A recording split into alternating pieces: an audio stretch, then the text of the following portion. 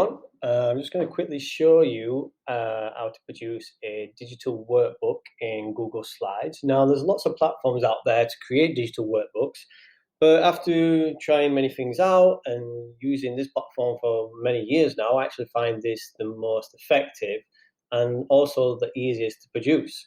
Now, what I like about Google Slides is you can insert anything from video, imagery, YouTube links, audio, any sort of file, drag and drop in, insert. And I like it that, in fact, it works seamlessly with Google Classroom. So I'm just going to show you what I've quickly done here. So this is quite a basic one. So this would be sort of a digital workbook I would put together and share on Google Classroom for each student to have their own copy to insert their evidence. So I would usually create this to work side by side a presentation of a project, but this would be their digital workbook, okay? So they would use this. So each page I generally have a different task or prompt. I'm just going to talk you through it. So I always start with the front cover, usually a relevant image, put the name there and the title and so on. I've added a little logo there, you don't have to do that. And then I'll go on to the next page, and I generally have these sort of aims and objectives of the project, so I'll type that in.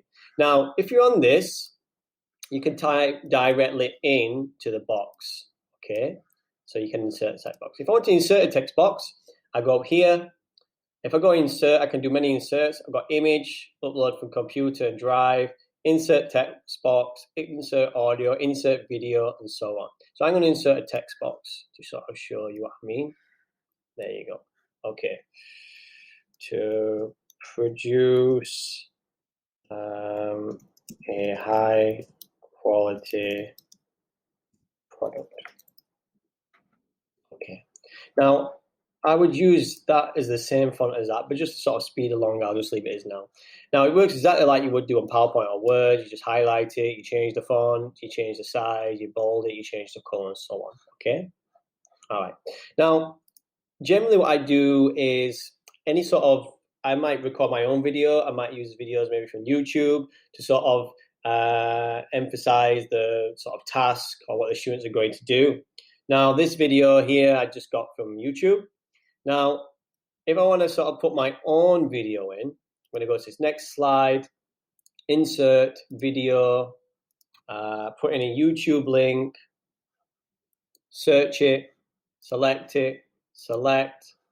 and then it will drop the video in here. And what I like about it is I can resize it and position it. Okay, so I've got two videos there. So even though it's a digital workbook, that's the beauty of a digital workbook is you can't do this in sort of an exercise book. You can put in video you create yourself or video you find to inspire the students. Okay, so the students could work through this workbook and then they've got that. Again, you can insert imagery as well. So, and what I also like about it, you can also drag and drop imagery in and resize it. So the students here have been asked to design and make an assistive technology product for the visually impaired, like so. Okay, so you can resize it. So again, this could be something the students create as well, like a mood board. Next page. Now, I want the students to create a specification. Now, what I've done differently here is, this is a writing task part now. So I've created this table with the prompt points here. And I've created these sort of help guidelines. And the students have to write in here, okay? And they can simply type in to the corresponding boxes. All right. Going to the next page. This is sort of going on to a design task. So I'm asking them to design. Again, I will put in the sort of prompt and question or help there. Produce 4 design edits, insert scans here.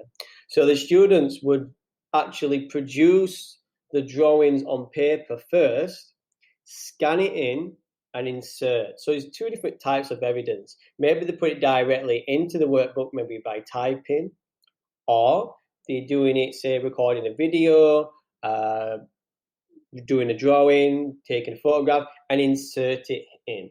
So there's 2 ways to update it. Next page. So again, I've created these prompt tables here for the students to fill in the data, okay? So this is like a sort of progression from design ideas to evaluation. So again, as this is an evaluation, this is a writing part.